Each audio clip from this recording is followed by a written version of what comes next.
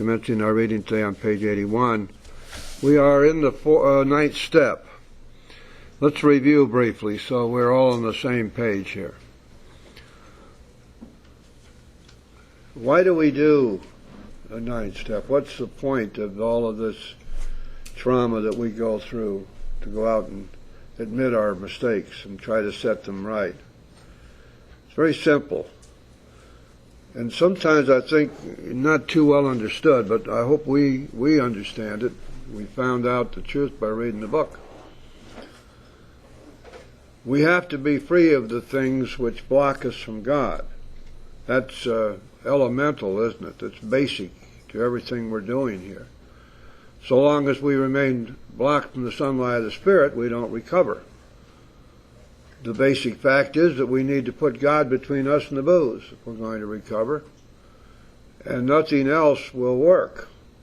Some things work for a while. Some human solutions seem to be efficacious for a while. But ultimately, anything except a spiritual solution will fail.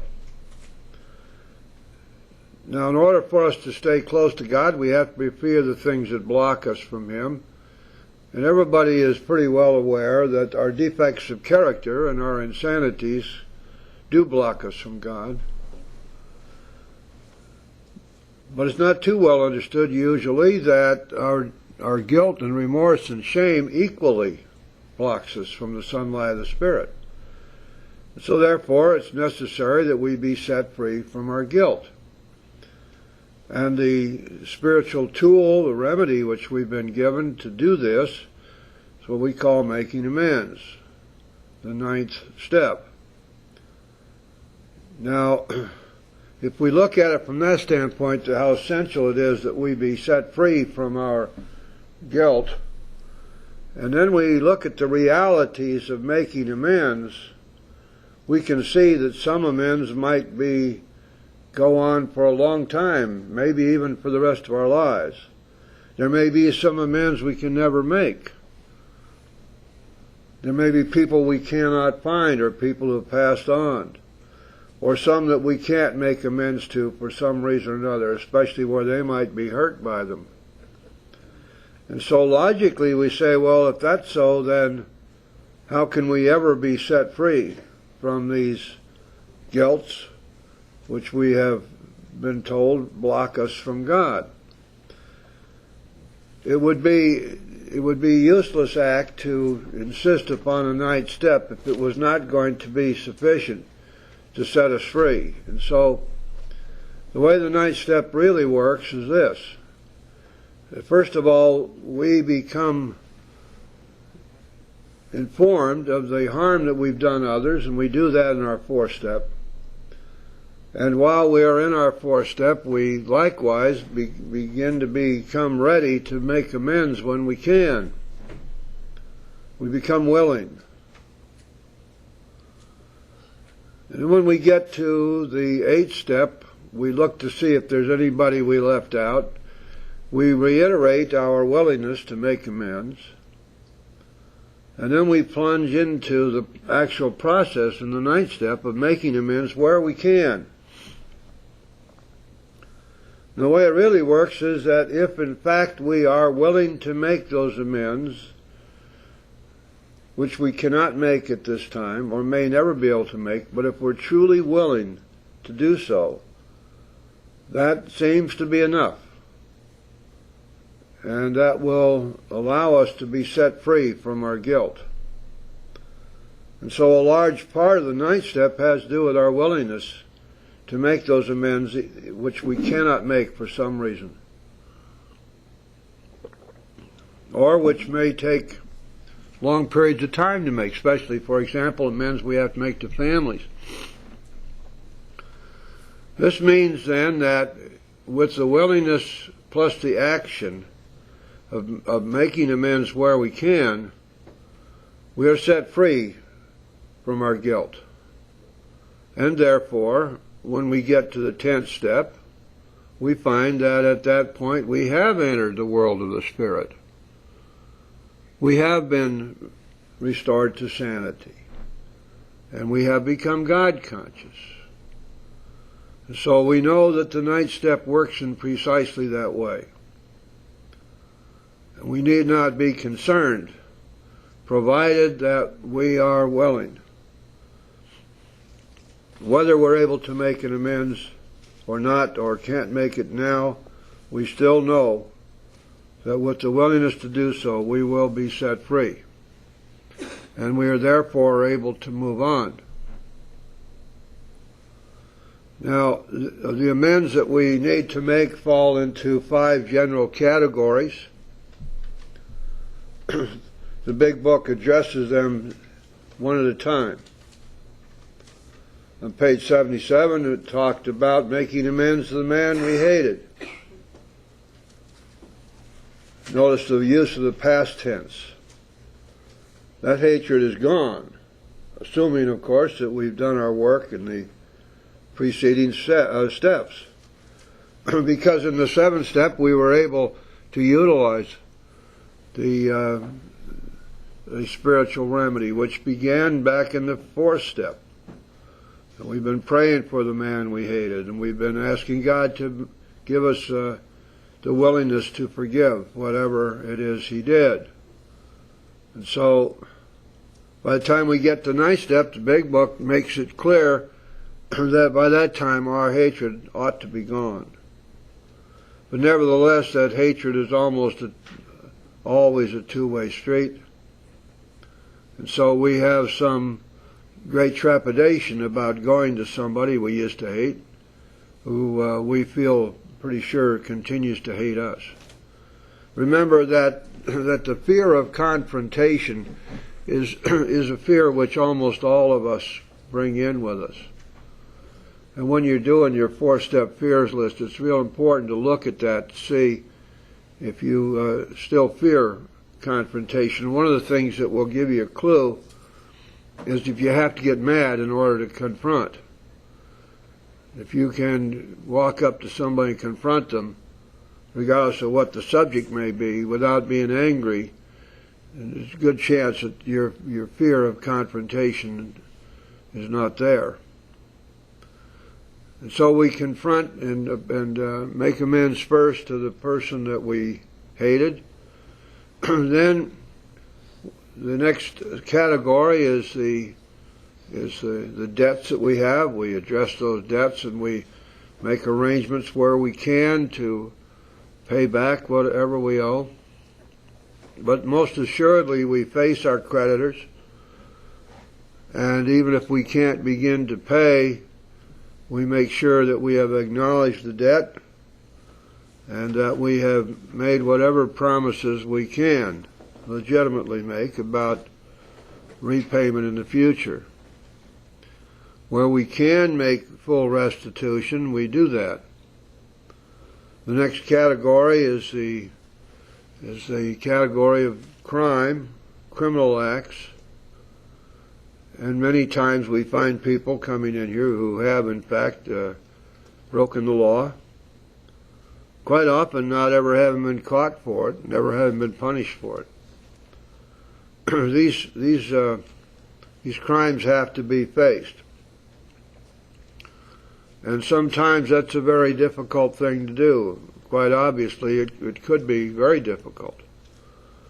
Nevertheless, if we're to recover, we have to do that. The one exception in the big book being where others would be harmed. And quite often that happens to be the case.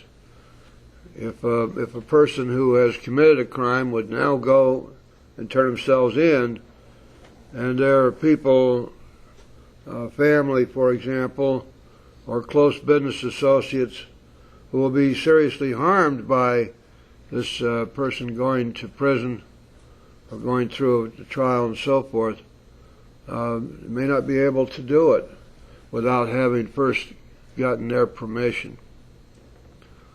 The 4th category of amends has to do with infidelity, cheating.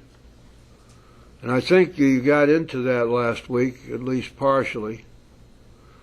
And then the last category has to do with family, making amends to family. And then there's some kind of general instructions as well before we finish on page 83. Does anyone have any questions or comments so far before we continue? All right, let's go to page 81 then. Now we're going to assume that we're talking about ourselves or somebody that we know or somebody we sponsor who has been unfaithful. And this has come out in the fourth and fifth step, and it's come out as one of the amends that needs to be made. Go to the middle of page 81. Whatever the situation, we usually have to do something about it. If we're sure our wife does not know, should we tell her? Not always, we think. If she knows in a general way that we've been wild, should we tell her in detail? Undoubtedly, we should admit our fault. She may insist on knowing all the particulars. She'll want to know who the woman is and where she is. We feel we ought to say to her that we have no right to involve another person. And of course that goes along, does it not, with the ninth step directly, except where others might be harmed. And this is a situation where the other woman or the other man in this triangle might be a complete rotter, but nevertheless we don't have the right to do something to harm him or her. We feel we ought to say to her that we have no right to involve another person. We're sorry for what we've done, and God willing it shall not be repeated. More than that we cannot do. We have no right to go further. And of course you'll have a mental picture, I'm sure, of that confrontation between the wife and the girlfriend. I think most guys would be even more embarrassed by knowing what they're going to talk about at that little luncheon. Comparing notes on him, probably.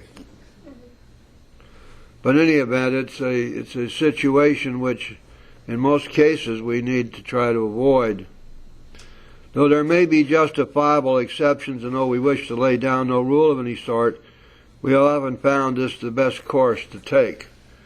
It's kind of interesting because when this was written in 1939, infidelity and so-called cheating and so forth was a pretty serious thing. It was really frowned upon, and it had very strong moral and religious overtones, of course. And I'm not so sure that today it's such a big deal.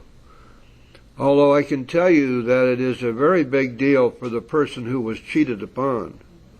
It's destructive of self-esteem and very threatening and a big hurt. But that probably has more to do with the way we view these things personally now than the way we view them from a spiritual or a moral standpoint. Nevertheless, this kind of behavior goes on, and it's endemic, it's every place. And I guess these rules still apply. If you're doing your amends or you're sponsoring somebody who's doing their amends, it's probably in most cases a real good idea to keep third party out of it. And keep the discussion and the admission of gory details down to a very low roar. In fact, that's not a bad admonition in terms of all the amends we have to make. I don't think it's ever called for us to go, let's say, to our parents or people who've been close to us a long period of time and have suffered mightily from what we've done. I think it's wrong for us to sit down with them and go through the entire litany, the whole catechism of our sins. I believe that by doing that, it might make us feel a whole lot better. But does not that require them that they relive the horrors of the past? And I think parading the horribles that way is most times is going to be a serious mistake. because everybody's pretty well aware of what we've done. And I think the key to making a proper amends is to find out what we can do to set matters right, to repair the damage, rather than to wallow in the past. I think that's probably good advice that you can give people if you're counseling them, or if you're going to be doing your nice step yourself. I would not be too anxious to just spill everything all over. I really don't think it helps. It could give us a moment of feeling that we've cleaned ourselves up, but that's not that is of course important. But the other side of the coin is also important, that we can't do anything to hurt another person. Remember, that's a spiritual maximum. That's an absolute that we have to live by. It is never correct for us to do anything to harm somebody else. Never. And when in so doing we harm ourselves, we harm them, everybody loses. Though there may be justifiable exceptions, and we wish to lay down no rule of any sort, we've often found this is the best course to take. Going on the bottom of page 81, our design for living is not a one-way street. It is as good for the wife as for the husband. If we can forget, so can she.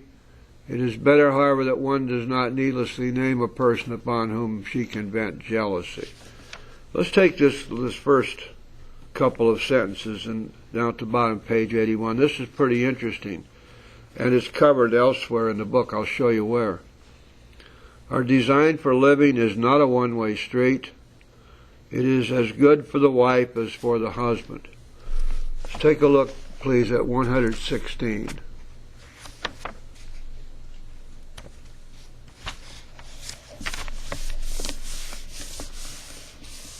Now we're in the chapter to wives, and as we've discussed, I think, in the past, it's the chapter that was actually written by Bill Wilson, although he pretends to be a wife, and it's the only lie I can find in the big book.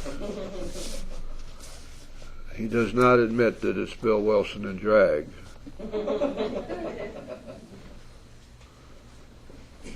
It's just like Audrey was telling me, how do you, this business of lying, how do you tell when a lawyer is lying? Remember that, Audrey? How do you, yeah. His lips are moving, is that what somebody said? Okay, so what we're going to do now is we're going to look at something that Bill wrote, purportedly coming from a wife, but in actual fact coming from the collective experience of the wives. Now remember the point of view from which this chapter was written. In the days before the big book was being written, the wives gathered together with the husbands in almost every meeting. In fact, many times the kids would be there too. By the way, there's nothing wrong with raising a generation of AA brats.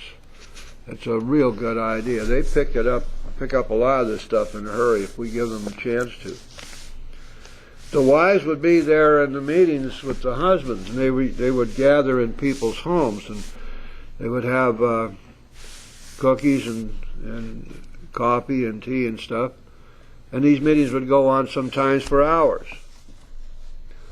And so the wives were participating as the husbands were getting their feet under them with the steps. And so the wives were learning all about the steps as well as the husbands. And eventually, some of them caught on to the fact that they ought to start doing some of these things themselves. Out of all of this eventuated the Al-Anon family groups. But the wives found out that these 12 steps were equally powerful for them. Most of them didn't have a drinking problem, but Lord knows they had plenty of other problems they were dealing with. Let's see what it has to say here. Remember the gist of this now, that that this is good for the wife as for the husband. That's back there in the 9th step. The second full paragraph, beginning right in the beginning of the page. We have elsewhere remarked how much better life is when lived on a spiritual plane. If God can solve the age-old riddle of alcoholism, He can solve your problems too. We wise found that, like everybody else, we were afflicted with pride, self-pity, vanity, and all the things which go to make up the self-centered person. And we were not above selfishness or dishonesty. As our husbands began to apply spiritual principles in their lives, we began to see the desirability of doing so too. Now we're going to find references to this basic idea all the way through, from the 9th step as we are now all the way through the rest of the pages up to and including 164, because it became very, very obvious that the steps and prayer and meditation and practicing the principles within the family was critically important to the recovery of the alcoholic. And so we have this chapter to wives, and then we have the family afterward. And one of the major themes in the family afterward is that the family pray together and practice these principles together. Grow spiritually together. Also, this particular paragraph illustrates something else, which wasn't obvious at the time. Do you remember back there in the 4th step, after we started looking at our resentments, the big book said these are sick people too? And my tendency when I read that is to say that's just an excuse for them. No. What's it tell us here? We wise found that, like everybody else, that's the whole world. Everybody. That they were afflicted with all the same things that go to make up the alcoholic personality, including selfishness and self-centeredness, self-pity and vanity and pride, dishonesty, all the same things that we found with ourselves, the same defects of character. The difference being that in most cases they didn't drink over. And so what we're really looking at is an illness which is apparently endemic to the human race in some degree or another. With us, we are vulnerable to alcohol, and we become addicted in the sense we develop an obsession, compulsion for the use of it. But that does not mean that we are of exclusive right to claim that we are selfish, dishonest, resentful, and afraid. And that nobody else has these problems, and that's not true at all. So now we understand a little bit more what the book is saying here, that it's good for the wife as for the husband. Going on page 82 now, please. It is better, however, that one does not needlessly name a person upon whom she can vent jealousy. Well, that's kind of a snide comment. And, you know, Bill was not obviously chauvinistic, but he really couldn't help himself. He was a male of the 30s. I'm not making excuses for him, but there's always these little undertones that kind of diminishing women on the one hand, but calling them heroines on the other, which is kind of interesting too. The fact that the big book does not mention women unless it happens to be a wife. All women, therefore, according to the big book, are wives. And other than that, we don't talk about them. Unless they happen to be the other woman. And then we can't talk about her. And let's see why. Perhaps there are some cases where the utmost frankness is demanded. No outsider can appraise such an intimate situation. It may be that both will decide that the way of good sense and loving kindness is to let bygones be bygones. Each might pray about it, having the other one's happiness uppermost in mind. And that would be wonderful.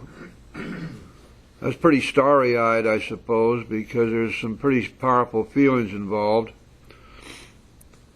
But nevertheless, I suppose it would be possible for that kind of an accommodation to be made. But keep it always in sight that we're dealing with that most terrible human emotion, jealousy. That's a pretty strong statement. I don't know whether you agree with it. I think I do. I think jealousy is perhaps the most violent manifestation of the effect of fear working on us. And jealousy is demonstrated in a number of different ways. But jealousy as a product of the fear of abandonment, the fear of loss, the fear of loss not only of companionship and society, but the loss of income and the loss of sex. Every one of our instincts is brought into play. These are all threatened. I've seen things done out of jealousy that were way, way out there. I guess probably most of you have too. Maybe you've experienced that yourself. Good generalship may decide that the problem be attacked on the flank rather than risk of face-to-face combat. I'm not quite sure what that means. I suppose it means got to conceal, maybe even prevaricate a little bit here in order to avoid face-to-face combat. I think Bill got himself a little bit bollocksed up here with this, because of course he was talking about himself too, and he was screwing around out there. So he probably had mixed emotions about this, and I'm not sure that he really came face to face with the problem. At least not face to face with the solution. And ultimately, the solution to something like this really comes back down to the use of some uncommon common sense. Because we have to look at the basic situation here. Basically, what happens? I've got to be freed from my guilt in order for me to recover. But I can't do anything to harm another person. On the other hand, I'm not permitted to lie. And if I keep quiet, what's going to happen is that it just gets worse, because my basic aim here is to set matters straight if I can. And this can lead to a situation where nothing is going to straighten it out except for us to write it all down and take it to God and say, God, I don't know what to do here. Here's the problem. Write it out. Write it out as a prayer. Say, God, I don't know what to do here. Please show me what I need to do here. And we might have to do that for a few weeks before we finally can see our way clear. It's not the kind of thing that ordinarily we're going to be able to judge on our own or expect others to be able to judge for us. It's the kind of thing that really requires of us to follow the admonition of the Big Book, to where we are unsure what our course of action is to be. In our morning meditation, we ask God what we should do about each particular matter, and that the right answer will come if we want it.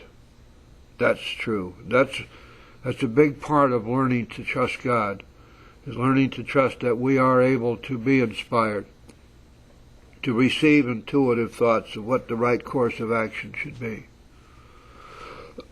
When we do that enough, it becomes real clear that this works.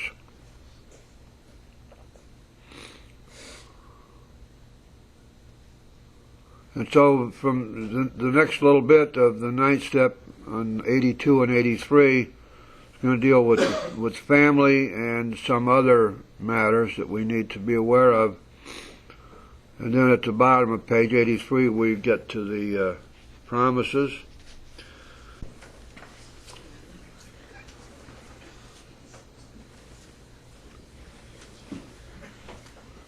We're going to begin the second full paragraph on page 82. Now we've dealt with the infidelity problem. Now let's move on. If we have no such complication, there's plenty we should do at home. Sometimes we hear an alcoholic say that the only thing he needs to do is to keep sober. Certainly he must keep sober, for there will be no home if he doesn't. But he is yet a long way from making good to the wife or parents whom for years he has so shockingly treated. Passing all understanding as the patient's mothers and wives have had with alcoholics, had this not been so, many of us would have no homes today, would perhaps be dead. Now, Bill was anticipating here what I think he probably felt there were only a few people at that time who were actually saying something like, the only thing I need to do is not drink. He probably couldn't comprehend what that was going to turn into in modern days. Have you heard somebody say something like this? Well, it sounds like there was a lot going on in your life, but did you drink today? No. Then you had a good day.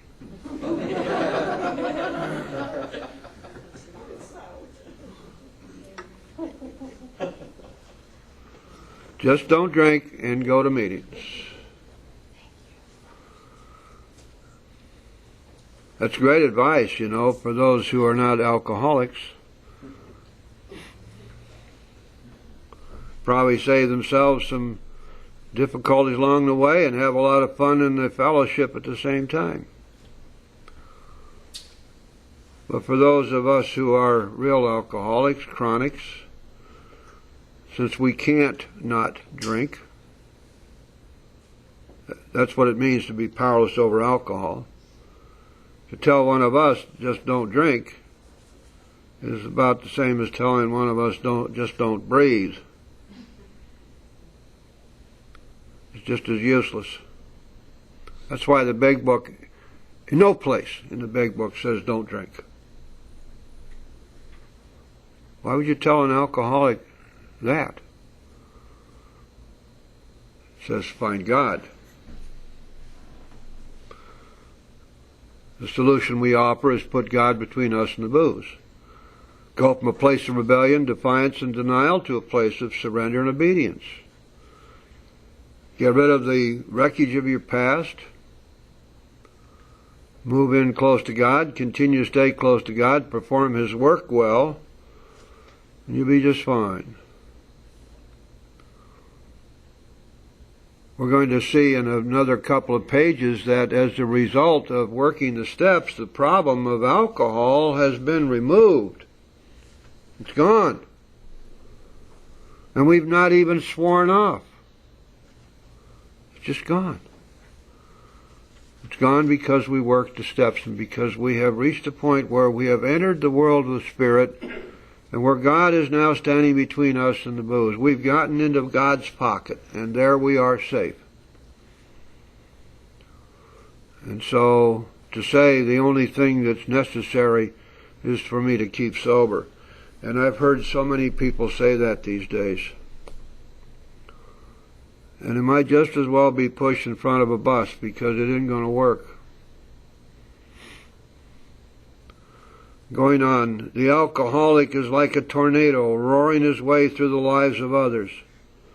Hearts are broken, sweet relationships are dead, affections have been uprooted. Selfish and inconsiderate habits have kept a home in turmoil. We feel a man is unthinking when he says that sobriety is enough. He's like the farmer who came up out of a cyclone cellar to find his home ruined. To his wife he remarked, "Don't see anything the matter here, Mo. Ain't it grand the wind stopped blowing?" Forget about the wreckage of my past, Mama. I ain't drinking today. The wind stopped blowing. Let's not worry about all the stuff that I did. Let's not worry about the ruined relationships. Let's not worry about all the broken hearts. Let's not worry about all of the broken promises. All you have to know is I stopped drinking.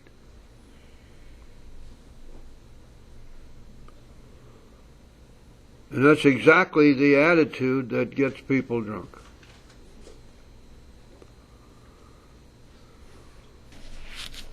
Well, I guess it's so important. I know it's so important when we find somebody new to be honest with them and tell them what we have here, what we offer here. We don't offer a quit drinking solution. We offer a spiritual solution. One of the main aspects of which is that we never have to drink again. But our whole life changes. Our whole attitude and outlook upon life changes. We have a rebirth, which has little or nothing to do with not drinking. But that's all we offer. That's what we offer. We don't have a magic bullet or a purple pill. We don't offer some kind of psychological remedy for the spiritual problem of alcoholism. We need to tell them.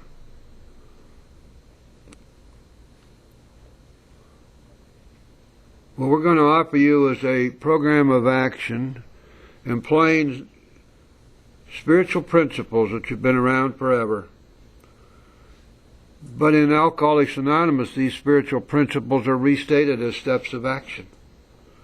And when you do the work of these steps, you take the action of these steps, you incorporate these great spiritual principles into your life to become the way you live your life. And your whole life changes when you do that. That's what we offer here. Top of page 83. Yes, there is a long period of reconstruction ahead. We must take the lead. A remorseful mumbling that we are sorry won't fill the bill at all. We have to sit down with the family and frankly analyze the past as we now see it, being very careful not to criticize them. Remember, this is a basic tenet of amends. Not ever do we make the other person wrong. Doesn't matter whether they were 90% to blame and we were 10%. We stay away from their faults. This is not for them. Another thing that's so important to understand about these amends is that we're not seeking forgiveness. We're not going to people trying to get them to forgive us. We're going to people to see if there's something we can do to set matters straight. But the primary purpose of doing the amends is so that we can be set free from our own guilt. Because without that, our whole program crashes. Their defects may be glaring, but the chances are that our own actions are partly responsible. So we clean house with the family, asking each morning in meditation that our Creator show us the way of patience, tolerance, kindliness, and love. This is another example, by the way, and we find them all the way through the Big Book. There's 7 times that this kind of a admonition is included. Each morning, asking each morning in meditation that our Creator show us the way of patience, tolerance, kindliness, and love. Meditation is part of seven different places, always without elaboration. Excuse me. Never do we find meditation described. We have no instructions for meditating, except in the 11th step, where we're told to relax and take it easy and stop fighting. And that's about it. The big book assumes that we meditate, don't we? Well, of course, when we get in the 11th step, we're going to be taking a close look at meditation, of course. Oh, thank you, Audrey. This is special Audrey water. Holy water. Wow, that really works. It said it's holy water. Thank you, my dear. So it's interesting to see how the big book treats meditation almost as a throwaway, in this sense that it simply assumes that you and I meditate. As well it might, because meditation and prayer are really Siamese twins. They go together. Why would I ever ask God for something and then walk away and not listen for the answer? But of course we do that all the time. If we're not willing to sit quietly for a while after we meditate. Can you imagine that happening to you? Good friend comes up and asks you a question and turns your back and walks away before you can answer? You say, well, they're nuts. What's the matter with them? That's the rudest thing I ever saw. And so, meditation then, as far as the big book is concerned, consists primarily of listening. Seeking the answer and listening for the answer. That our Creator shows us the way of patience, tolerance, kindliness, and love. We don't womp this up on our own. We're looking to God to show us the way. Now, in order to do that, we're going to have to get quiet and listen, aren't we? When we think of meditation in those terms, it makes it very simple. It's not a complicated situation at all. It doesn't require that we maintain a resident guru. We don't have to have chimes and crystals and incense. We don't even have to have some phony electronic music playing. All we have to have is us and God. And we ask and then we listen for the answer. Pretty simple. And it works. And it works any time, and we can do it any time of the day or night, whenever we need to do it. After we have meditated for a while, we get to a point where we could meditate in the middle of a 2-minute drill at Pro Player Stadium with all the noise and racket going on.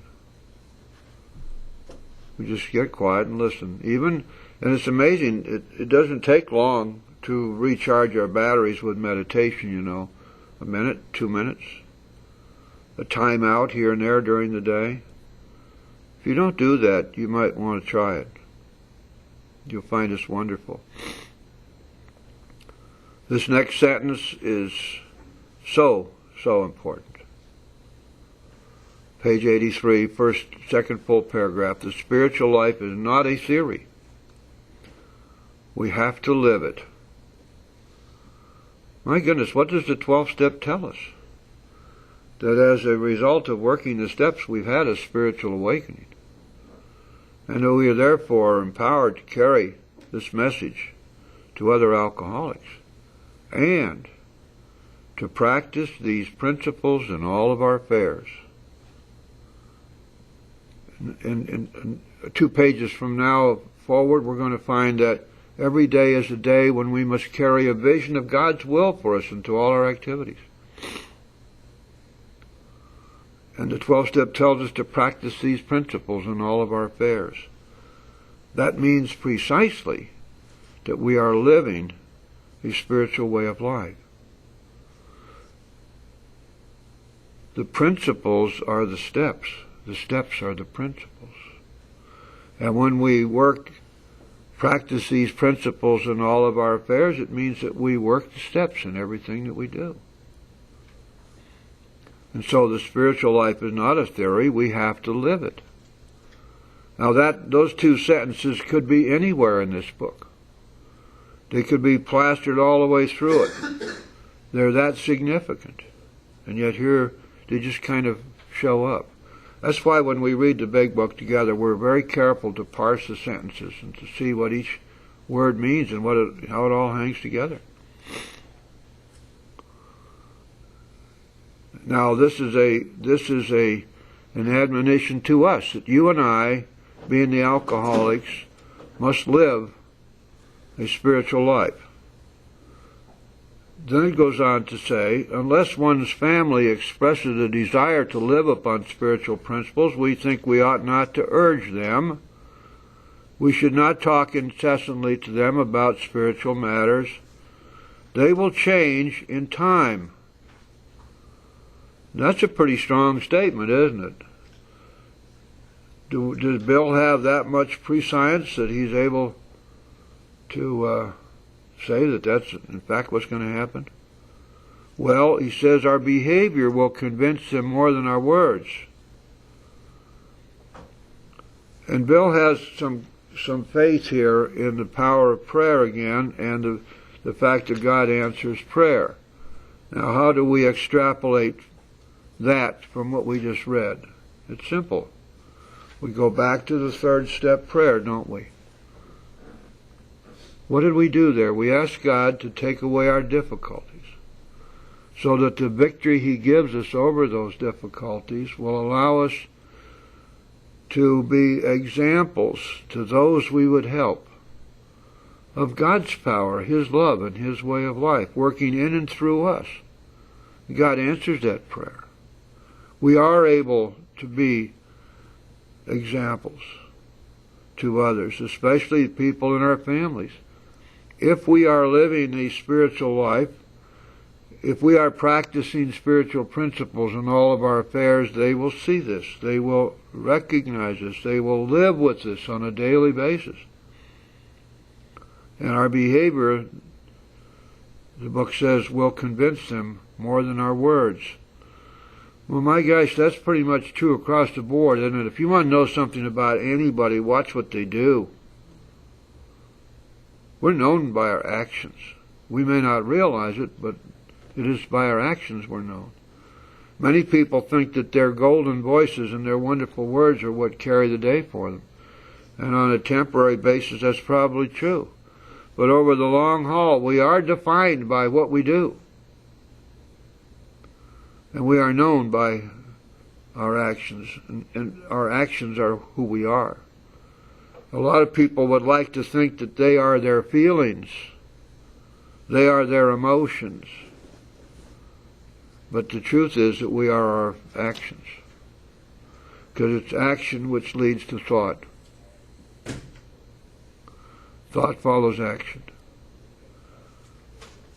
It all boils down to this. We learn by working the 12 steps that everything comes back to what we do.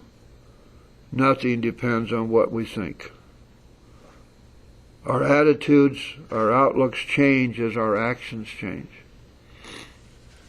The whole 12 steps are bottomed on taking action, doing the work. Without that action, we get nothing. What does it tell us right after the end of the promises, or right over on the next page, on page 84?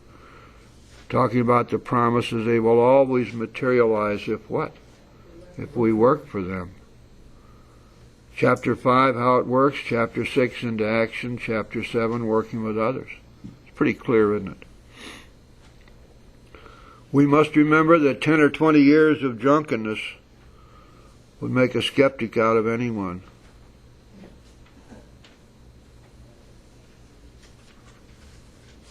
We go till 2, don't we? I saw people walking out, thought maybe I ran over again. Don't take it personally. Oh, no, I don't. I'm getting used to senior moments. Don't worry about it. It's good water, Audrey, thank you. Audrey's my dear friend. Every Thursday night at the bottom line, there's Audrey with a whole table full of huge sobriety, about 400 years of sobriety at one table. Amazing. They're there every week, too. I think it's girls' night out. I'm not sure. You can start up a, no? You're chauvinist.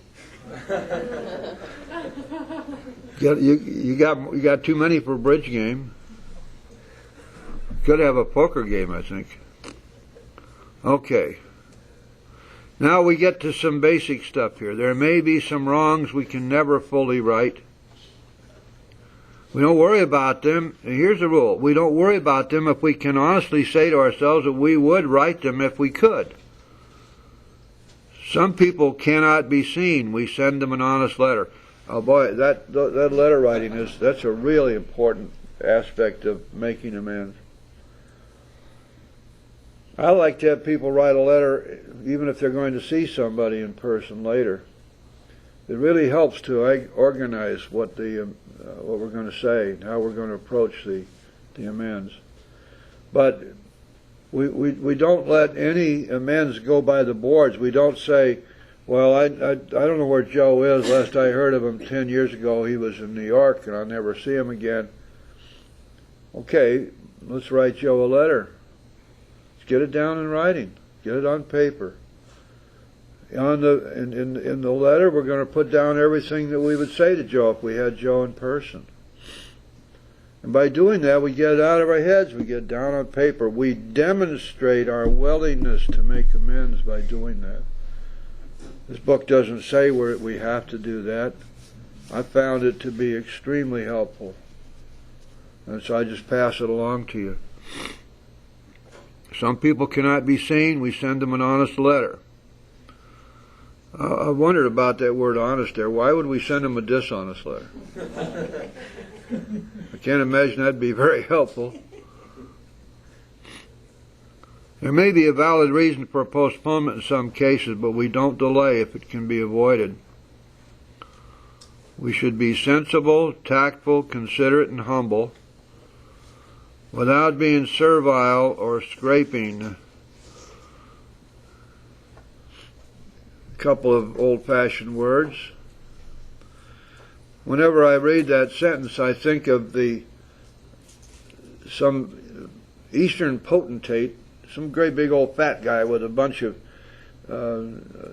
crowns on his head and wearing all these rings, and all his concubines are around, and he's sitting up on a throne. And everybody comes into his throne room has to get down their belly and crawl up to him and scrape their head on the flagstones, Scraping. Servile. Can you imagine crawling around your belly to anybody? Servile would be to be a servant, to be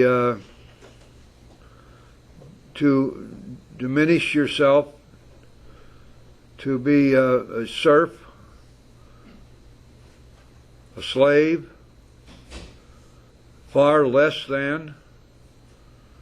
And one of the things which is so powerful about guilt is it can make us exactly that way. Either that or it will make us very aggressive. So we're not going to be servile or scraping to anyone. We're to be sensible, tactful, considerate, and humble. Now, a lot of people would say to be humble would also imply servile and scraping. And I don't know. I guess those are words you need to look up in the dictionary, but if you want to be completely accurate. But humility, to me, does not have anything to do with being humbled by you. Humility to me means that I have come to recognize and accept that God has all power and all knowledge. And so where is there anything left for me to be prideful or arrogant or egotistical about? I don't think there's anything left after that. And so my humility ought to be a reflection of my understanding of what powerlessness actually means. And that I have been granted some great gifts by an all-powerful God. And I'm pretty sure there are more gifts to come. To be sensible, tactful, considerate, and humble. I tell the people I sponsor, before you make amends, ask God to make you sensible, tactful, considerate, and humble. And it seems to work. along with asking God for the strength and the courage to do the right thing, because many amends are very hard to make, and they're very frightening. And so we need to invoke God's power in order to do them.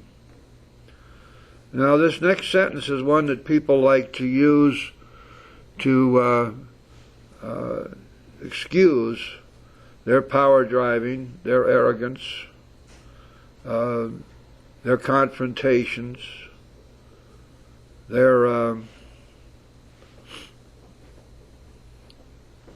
aggressiveness. As God's people, we stand on our feet. We don't crawl before anyone. And you often hear around the rooms things like, I'm not going to be a doormat for anybody, that kind of stuff. Well, there's no doubt that this is a true statement, and it's something that we have the right to and the duty to live up to. But let's not overemphasize something here. We don't crawl before anyone does not mean that we cannot recognize where, for example, they may be right, or that we may be in a situation where we have to, say, back away a little bit. But obviously, the one thing this does mean is that there is a clear spiritual principle involved here, that we're not to permit anyone else to harm us. We can't harm others. We don't allow others to harm us. Why? Well, if you're harming me, then I'm being blocked from God, because my immediate reaction from being harmed is fear and anger. And so I'm not going to allow you to harm me. There's an old saying that if somebody is stepping all over you, shame on you. Why didn't you get out of the way? And so much of the time we're willing to accept a lot of punishment. It was our old behavior. Many of us have been accepting punishment from others for a long, long time in our lives, feeling so guilty about the way we did things, or being so dependent upon others that we allowed them to simply have their way with us. We've got to put an end to that, because every time we allow those things to happen to us, we set ourselves back spiritually. I cannot expect to have spiritual growth when I am constantly filled with fear and anger. So I'm going to have to learn to stop. Say, stop right there. We'll have no more of this. And mean it. And if we cannot keep people from harming us, we have to get away from them. And sometimes it's hard to do. And nevertheless, it's important. It's necessary. None of us get sober by being a martyr. None of us get sober by allowing others to constantly continue to harm us. It just doesn't work. And so we are going to stand on our own feet. That's one of the most important sentences in the whole big book. Learn to stand on your own 2 feet. Learn to take responsibility for whatever happens in your life. Learn to make decisions with God's help which do not depend upon the decisions of others. Learn to break loose from the dependencies that you've allowed to develop in your life. Dependencies on other people, dependency on jobs, or on where we live, or all kinds of things which have ruled our lives. We're going to stop that. We're going to get up on our own 2 feet and stand there. We're going to learn to trust our instincts. Learn to trust our God. All men of courage, all men of faith have courage, the big book says, because they trust their God. And this is the antidote to fear. You ask yourself every time, what would I do if I weren't afraid?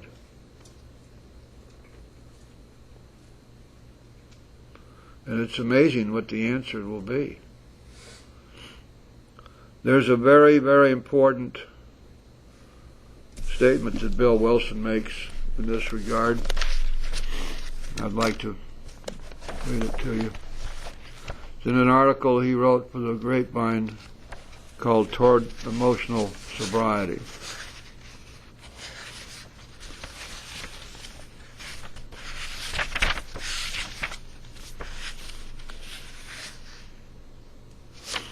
And here's what he says.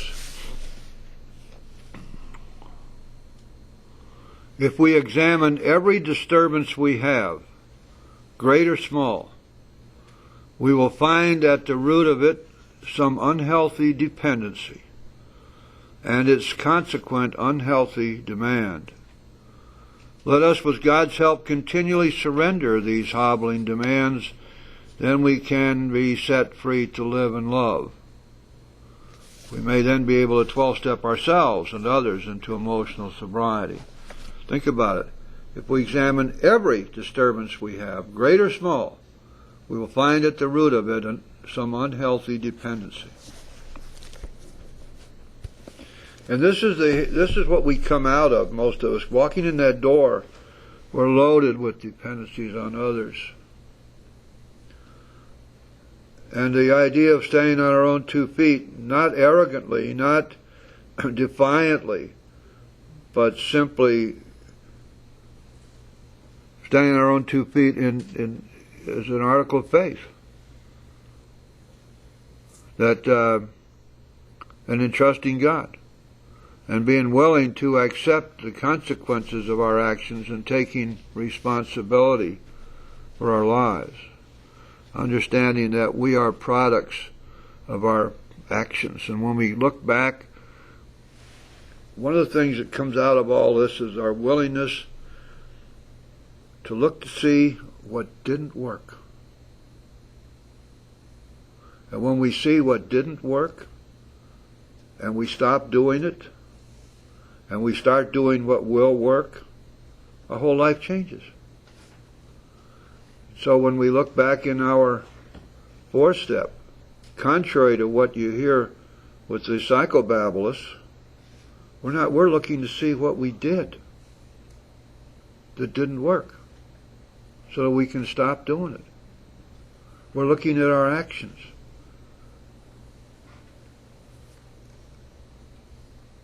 And one of the things that we will find absolutely does not work is for us to place our dependency upon other people.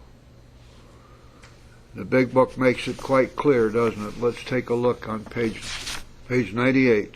Right in the middle of the page. Some of us have taken very hard knocks to learn this truth. Job or no job, wife or no wife, we simply do not stop drinking so long as we place dependence upon other people ahead of dependence on God. Burn the idea in the conscience of every man that he can get well regardless of anyone. The only condition is that he trusts in God and clean house. Now that's the truth. And so we think about, as God's people, we stand on our feet. And we don't crawl before anyone. How many times have I been talking to somebody who is having a desperate time with a relationship? Perhaps a lot of abuse. And I've heard the whole litany of this abuse. Why don't you leave? Why don't you ask him to leave? But I love him. And I say, I knew I was coming. I knew that was going to be the answer. But I love him. And I often wonder, what is love where its greatest manifestation is victimization? How can that be love? Love is not a state of mind. Love is loving action. Love is not dependency. Love is independency I love you though I stand on my own 2 feet. I love you and I wish to be with you. But that's my decision, my choice. And I want you to be with me because it's your decision, your choice. And we'll both be together so long as we both want to be there. But if either one of us wants to go, the other will release with love. Now, in those circumstances, that relationship will never break up. Nobody has any claw marks in their backs. Nobody's been taken captive.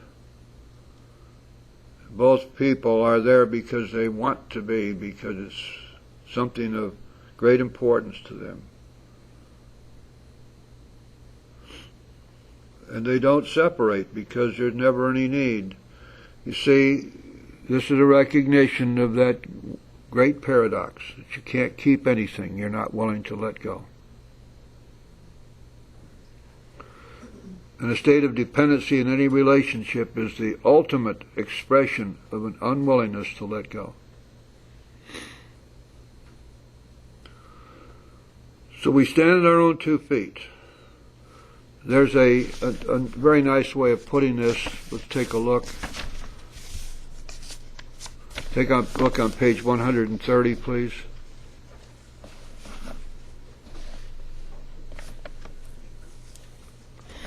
(130). The first full paragraph, 6 lines down from the beginning of that paragraph. We have come to believe he would like us to keep our heads in the clouds with him, but that our feet ought to be firmly planted on earth. That is where our fellow travelers are, and that is where our work must be done. And I think that's what this means. Okay, guys, we're going to do the, you might want to mark this down, we're going to do the promises next week, and then we'll start with step 10. And I plan to be here, God willing, and a creek don't rise, and I hope you will be too. And thank you very much. And who's going to do the chips for us today? Come on up. Come on up. Okay, we have the chip system in Florida. The notes of length of sobriety. The white chip is for today, for 30 days. Does anybody have a white chip? Okay. The red chip, right? It's for 30 days to 60 days? I don't know. I don't either. The red chip for 30 days to 60 days. Okay, or 90 days. That's all right. That's Okay. close enough. Yes. You got 30 days or 90 days, come get a chip. Okay, I know that this is 6 months. The blue chip, anybody 6 months? And then we'll celebrate the last Sunday of the month. Mm-hmm. Okay. Thank you. Are there any announcements for the good of AA? This is a great meeting. Thank you. Well, thank you. Very much. Any, wow, that's nice. You agree, Audrey? Wonderful. Oh, okay, thank you. Any commercial announcements like bingo parties or whoopee parties or anything like that? And let's see. Oh yeah, I'd like to invite all of you. If you don't have things you do on Saturday nights, you might want to wander down to the 101 Club. We're doing the big book down there, and also Language of the Heart on Saturday evenings. Love to see you down there. And I guess that's it. Let's close the meeting. Huh? Pompano Beach on Dixie, between Atlantic and Cypress Creek. Let's close the meeting, guys.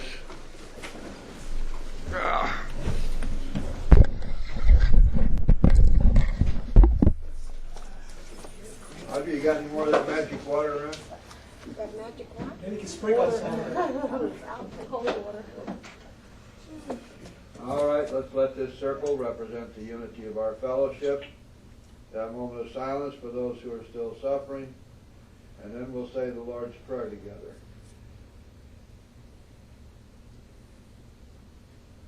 Thank you. Lord's Prayer. Our Father, who art in heaven, hallowed be thy name. Thy kingdom come, thy will be done, on earth as it is in heaven. Give us this day our daily bread, and forgive us our trespasses, as we forgive those who trespass against us. And lead us not into temptation, but deliver us from evil.